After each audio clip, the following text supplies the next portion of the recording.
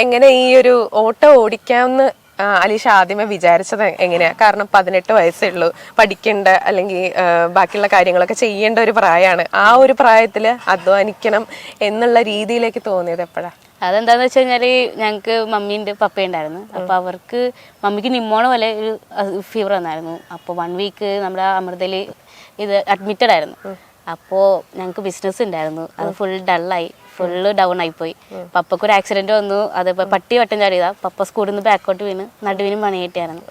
അപ്പോൾ ബിസിനസ് നോക്കി നടത്താൻ ആരും ഇല്ലാണ്ടായി. അങ്ങനെ ഫുള്ള് വീക്കായപ്പോഴേക്കും ചേട്ടൻ ഇത് പഠിക്കുന്നത് BC പഠിക്കുക ബാംഗ്ലൂര്. അപ്പോൾ അത് റിപ്പോർട്ട് ചെയ്ത് ചേട്ടൻ വന്നു. ചേട്ടൻ ബിസിനസ് നോക്കി. അപ്പോൾ പപ്പക്കൊരു ആക്സിഡന്റ് വന്നു, അത് പട്ടി വട്ടം ചാടിയതാ. പപ്പ സ്കൂളിൽ നിന്ന് ബാക്കോട്ട് വീണ് നടുവിനും പണി കിട്ടിയായിരുന്നു. പോവാന്ന് ഓർത്ത് അങ്ങനെ ഒരു ദിവസം പോയപ്പോ 600-700 രൂപ കിട്ടി. പിന്നെ ടിപ്പ് തരും, പെൺകൊച്ചായതുകൊണ്ട് ആൾക്കാർ എക്സ്ട്രാ ടിപ്പ് തരും. അങ്ങനെ ടിപ്പ് വന്നു. പിന്നെ എനിക്ക് ഇൻട്രസ്റ്റ് ആയി, പിന്നെ പോവാൻ തുടങ്ങി.